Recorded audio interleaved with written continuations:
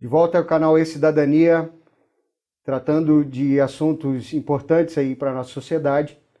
Hoje a gente vai falar sobre saúde, preparação física, nutrição, um assunto bem da hora, até porque o verão está chegando e muita gente corre para as academias desesperadamente, atrás da forma física, do corpo ideal, e na maioria das vezes vai sem a menor orientação e acaba cometendo erros básicos.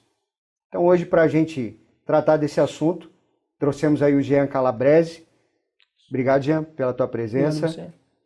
Ele é graduado em Educação Física, é especialista em nutrição esportiva, também é graduando em nutrição, está aí se formando em nutrição, é preparador físico do Batalhão de Operações Especiais da Polícia Militar do Paraná e é treinador de atletas de fisiculturismo. Inclusive, fisiculturismo, Jean, a gente vai tratar aqui numa questãozinha para o pessoal entender que a maioria das pessoas só ouviu falar, mas não sabe o que é.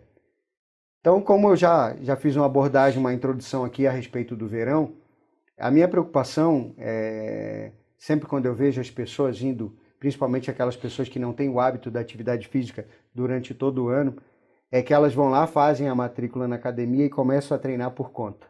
Ou então vão para os parques, não compram um tênis adequado, começam a fazer atividade física no horário errado, não se alimenta direito, não toma água direito, ou seja, falta uma orientação de um profissional.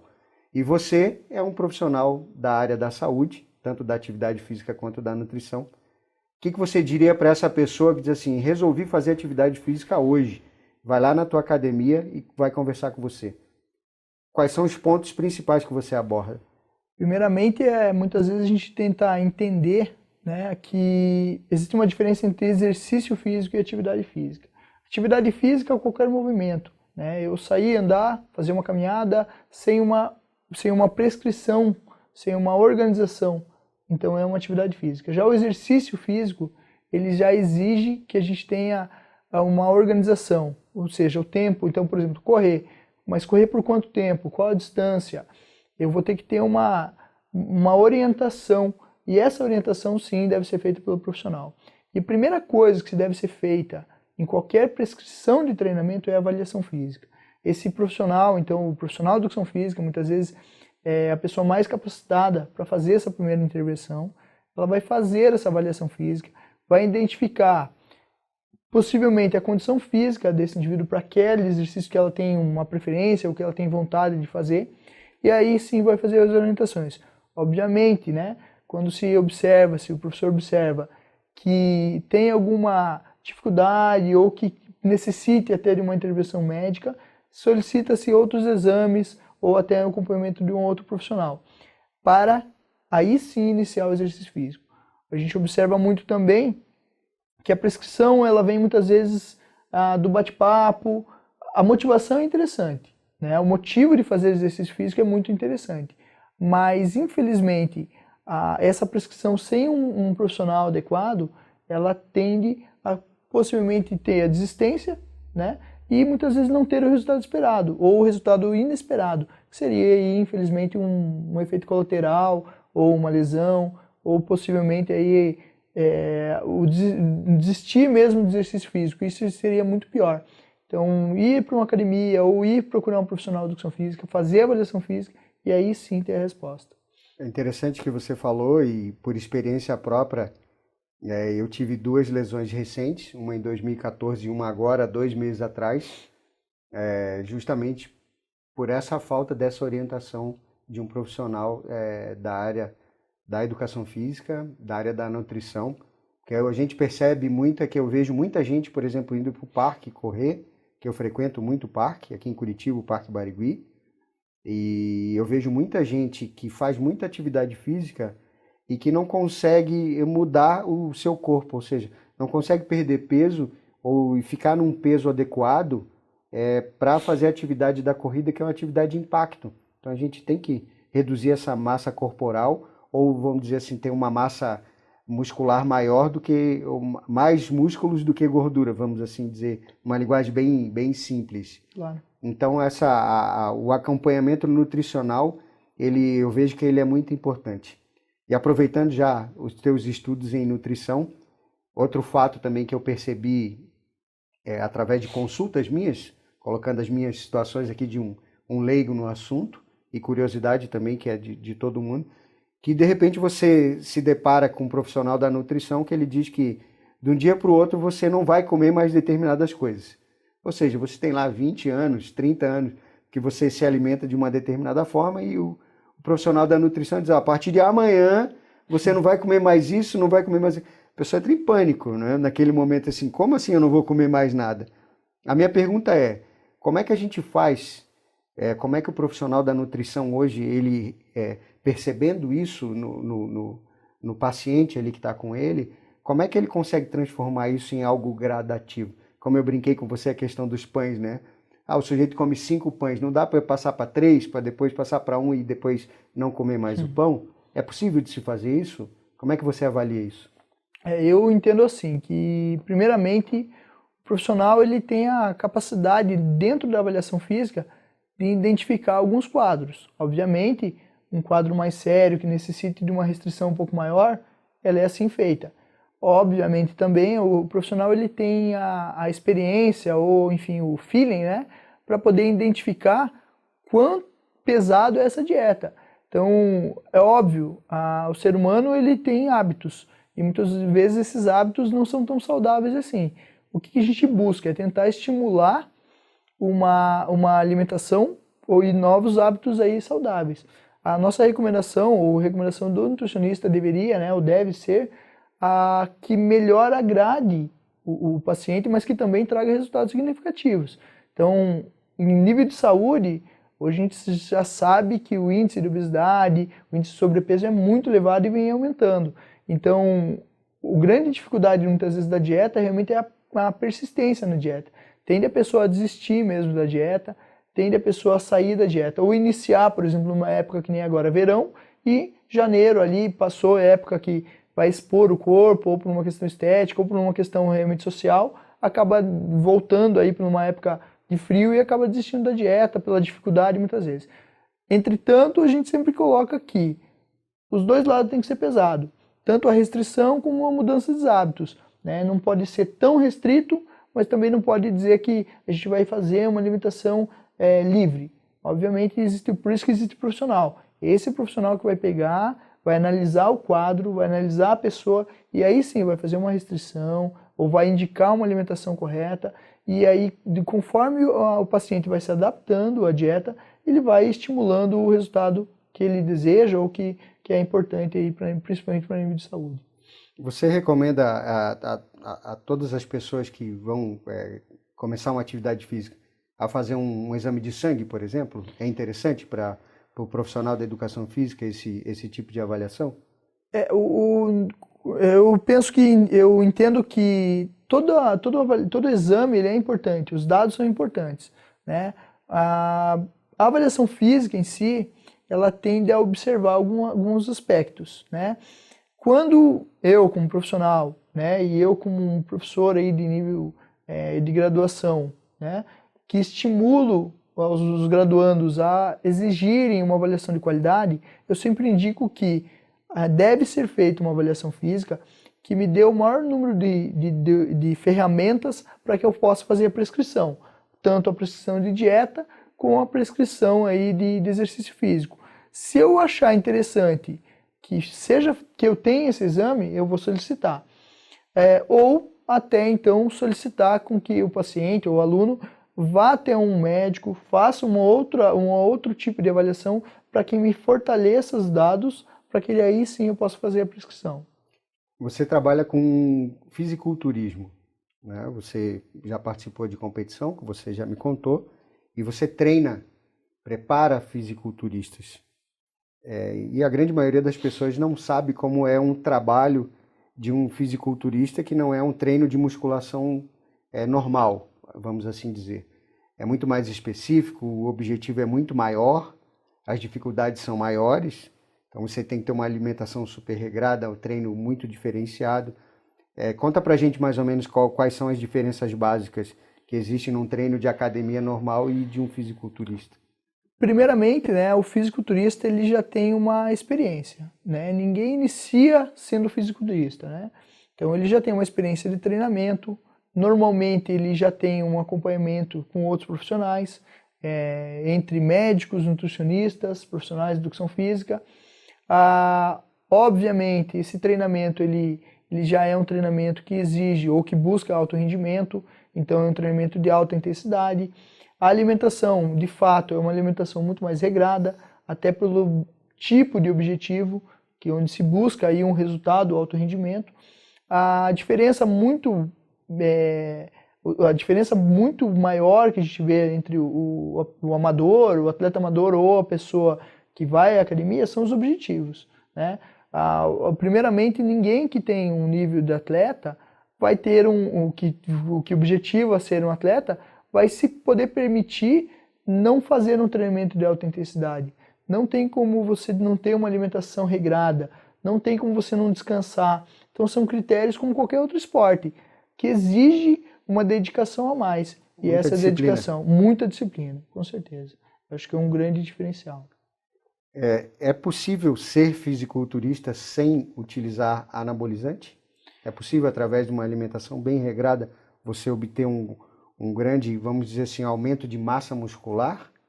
É possível? Primeiramente, a gente tem que associar que o fisiculturismo, né, ou o atleta, ele não necessariamente, nada diz que ele tem que usar anabolizante, pelo contrário, né? Se usa esse tipo de ergogênico exatamente para melhorar o rendimento, né? Mas é possível sim. Eu mesmo conheço muitos atletas que têm um nível muito bom e que não usaram nenhum recurso ergogênico. Obviamente, a gente tem que também associar que, volto a dizer, qual é o objetivo, qual é o nível, né? Não pode iludir as pessoas achando, eu vou virar um nível muito elevado e não vou precisar me preocupar, não vou usar nada. Óbvio, a gente tem outros fatores, né? Existe uma questão de treinamento, existe uma questão de alimentação, existe uma questão de genética por trás disso, existe uma questão de descanso, de disciplina, e aí junto tem pessoas que vão usar os recursos ergogênicos ou não, mas não é isso que forma o atleta. O atleta é com certeza alguém que se dedica muito e que pode ou não utilizar de algum outro recurso, proibido ou não, né?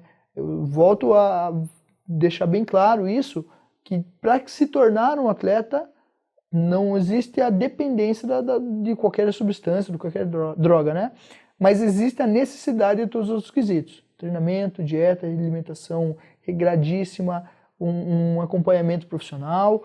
E aí, se caso for a situação, muitas vezes existe mesmo, a gente não pode ser hipócrita em dizer que não, aí é outra situação. Mas não, nada é junto. Atleta tem que ter anabolizante, pelo contrário, não é a ideia do esporte. Só para confirmar, para completar a resposta, hoje o esporte, principalmente o fisiculturista, mudou um pouquinho até o aspecto estético. Hoje a gente vê muitos atletas com perfil um pouco menor, existem outras categorias. Categorias são diferentes categorias já, né? diferentes, que não necessitam aquele volume tão expressivo.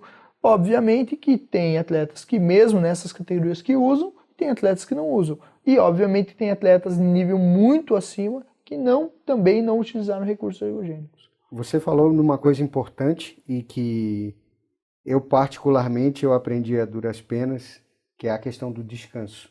Então, a gente sempre acha que a gente tem que treinar em alta intensidade, muita gente treina 2 períodos, não se conhece, tem a questão da idade. Hoje eu com mais de 40 anos, o meu descanso ele é importante e necessário, porque eu não consigo fazer uma atividade física intensa num dia, no outro dia, em sequência, ou seja, eu tenho que ter a folga, eu tenho que ter o descanso, mas isso também entre o jovem é necessário, até para a reconstrução muscular, é isso? É isso mesmo? Exatamente. Por isso que se precisa do profissional de educação física, né? Eu vou continuar sempre alegando que o profissional de educação física é a pessoa ideal para fazer a prescrição e ele vai saber a quantidade, quanto, quando treinar. O descanso, por exemplo, é tão importante quanto a alimentação, quanto o próprio treino. A gente sabe, por exemplo, que é durante o descanso ou durante a recuperação que muitas vezes a gente faz a construção muscular.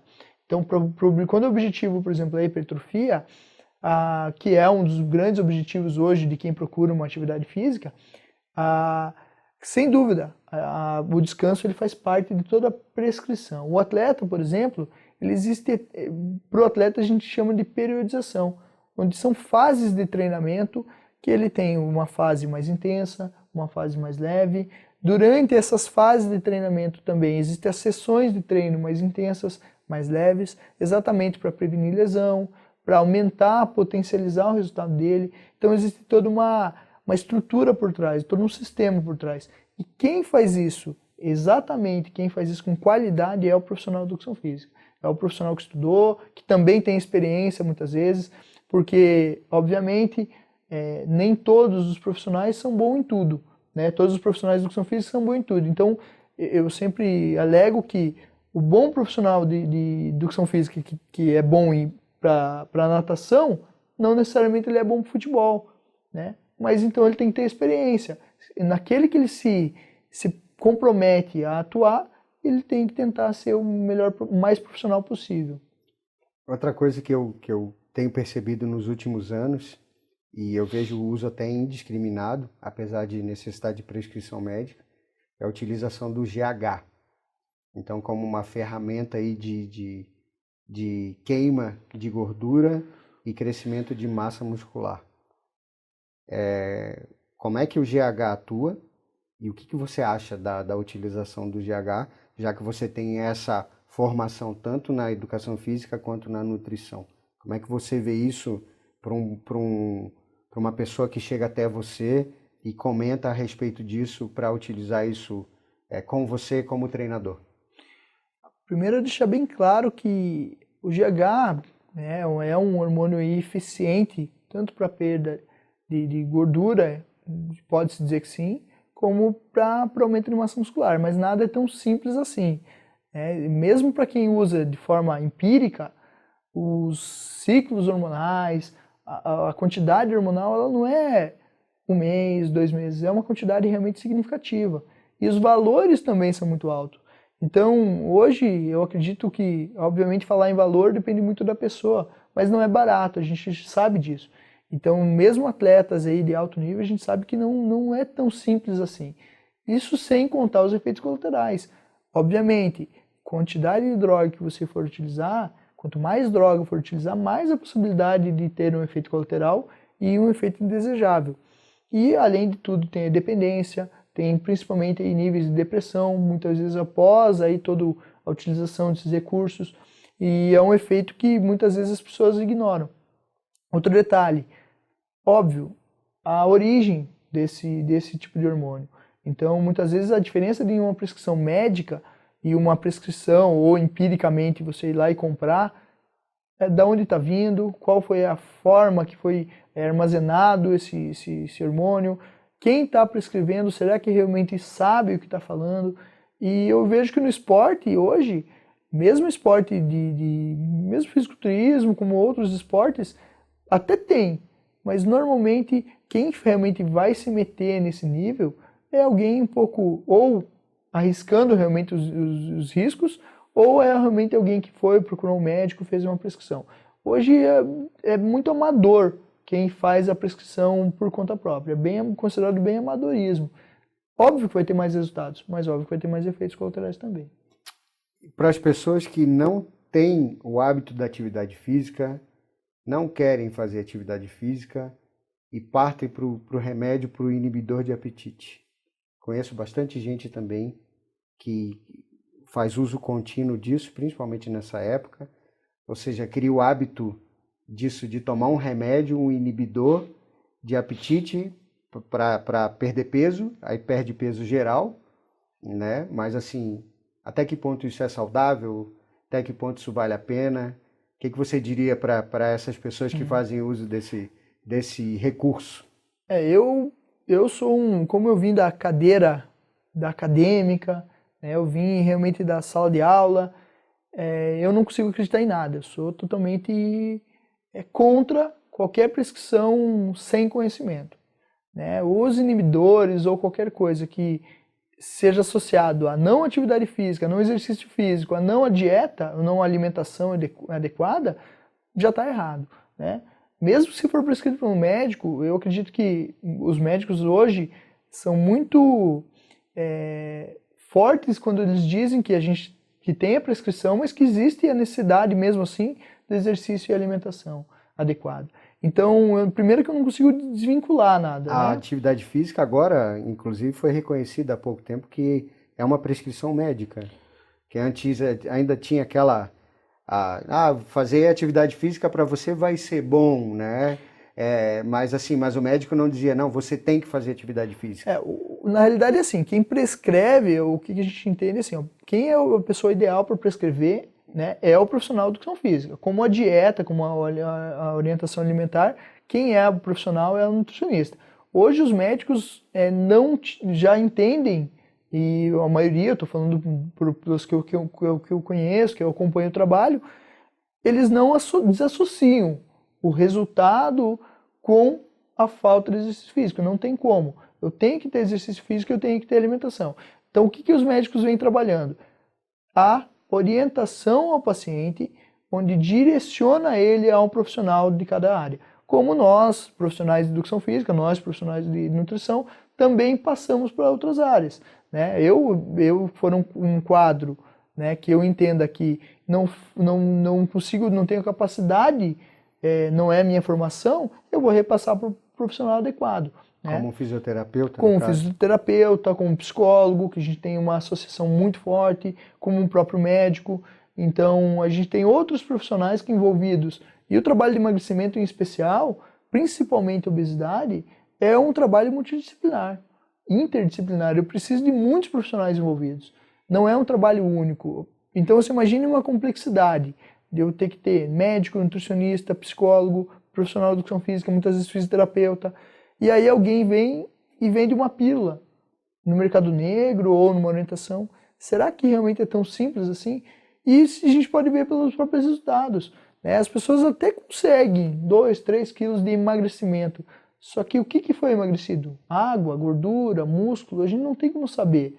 Né? Foi verificado na balança. Não teve uma isso. avaliação física Não teve uma avaliação correta. física, não teve uma orientação profissional. Um detalhe importante também, qual é a origem desse remédio mais uma vez? Será que esse remédio realmente é confiável? Quem está trazendo esse remédio? O que tem dentro dessa fórmula? E aí quem poderia responder é o médico, né? Quem é o farmacêutico, enfim. Outro detalhe importante... Até porque a pessoa não está doente, né? E aquilo é um Exatamente. remédio e a pessoa está tomando Sim. sem estar doente. Então a probabilidade daquilo fazer mal e não fazer bem é muito maior. Como eu falei, eu não consigo desassociar. Eu acho que tem que ter o exercício físico, tem que ter a nutrição. Se for prescrito pelo médico, a gente entende que ele achou interessante e ele, como um profissional adequado, ele prescreveu e vendo alguma coisa que a gente não consegue analisar. Agora, a prescrição auto-aplicação ali é totalmente fora do nosso conceito científico e nosso conceito prático também. Porque mesmo no resultado aí nosso, a gente não consegue ver na prática esse resultado. E só a gente pegar, né? Se existisse uma fórmula mágica, a gente não tinha 70% de sobrepeso e obesidade no mundo. Nem os países mais ricos aí do mundo conseguiram ainda achar a fórmula mágica para resolver esse problema. Verdade. Hoje, inclusive, o Ministério da Saúde lançou uma campanha esse ano de combate à obesidade infantil. Veja que absurdo, né?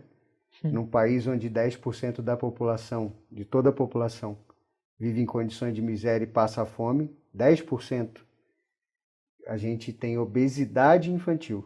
Como que a gente chega nesse ponto? Para a gente ver que as incoerências, né, que acontecem no nosso país e agora, quando chega... E esse foi um dos objetivos da gente convidar você para vir até aqui, para esclarecer, a gente tratar de alguns pontos que são importantes, a questão da automedicação que você falou, a questão de cuidar, fazer uma avaliação com o profissional, que eu particularmente eu recomendo porque eu me machuquei 2 vezes, porque eu não tive esse acompanhamento e agora eu resolvi parar com os meus excessos, não tem como, realmente o prejuízo é muito grande, não vale a pena. E a tua experiência, ela é importante porque você está aí trabalhando em 3 áreas, que são a educação física, a nutrição e o fisiculturismo, ou seja, você está trabalhando com 3 áreas super importantes, áreas afins, e essa visão que você tem acadêmica né? Você está estudando, se aprofundando no assunto e que é super importante para a gente acabar com esse mito, né? Que a atividade física é muito simples, eu boto um tênis e vou correr e vou obter o resultado. Então eu queria agradecer muito a você pela tua participação e deixo aberto a você para você convidar as pessoas a conhecerem o teu trabalho. A gente vai deixar aqui, vai aparecer o teu contato para as pessoas, o teu e-mail, o teu telefone. E você deixa uma última mensagem para as pessoas. Primeiramente, agradecer o convite. Eu amo falar sobre isso, eu vivo isso 24 horas por dia. Estudo, trabalho com isso e sou um apaixonado por isso. Pela educação física e pela nutrição em especial também. A minha orientação sempre é uma qualidade na educação física, uma qualidade na nutrição, trazendo todo o benefício que essas áreas trazem para a vida das pessoas. Tanto para a saúde, como para a qualidade de vida que isso pode proporcionar, como pela melhoria aí no bem-estar realmente social, né? A minha resposta, meu pedido aí é que procure realmente um profissional. Estou à disposição aí, quem também quiser me conhecer meu trabalho. Minha empresa nutritrainer.aen é uma empresa aí que a gente tenta buscar uma assessoria esportiva, fazer uma avaliação de qualidade e também com outros profissionais tentar trazer uma melhor qualidade tanto de exercício como de nutrição. Mais uma vez, obrigado. Estou à disposição para quando quiser. Obrigado, Jean.